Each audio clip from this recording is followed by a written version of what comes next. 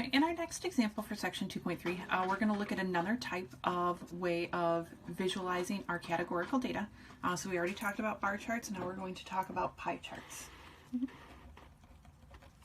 So a pie chart shows a piece of the pie for each observed category, right? So we're looking at and thinking about these as being wedges of a circular pie.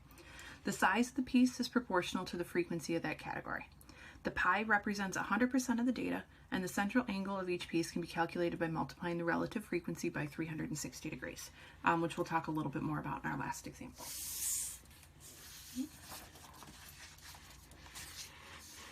There is a way to construct pie charts on Statcrunch as well.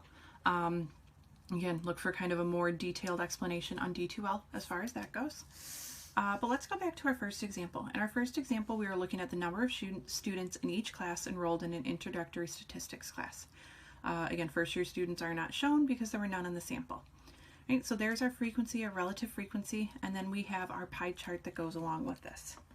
Right, now this question asks us, would the pie chart be easier or more difficult to read without an accompanying table?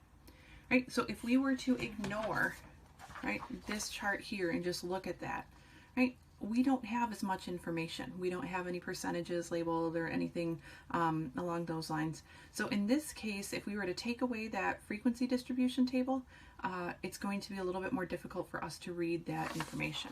So would the pie chart be easier or more difficult? We are going to say more difficult. Right, and we're asked why.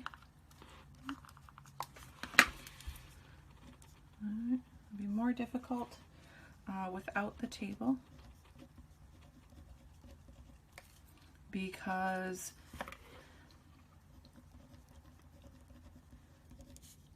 we have less detail or numbers. So a little bit more difficult to read without our table because we lose our detail. Right, so a lot of times when we're looking at pie charts, we may see a pie chart with additional labels. And so it could be percentages labeled directly in the pie chart. It could be a table of information next to a pie chart.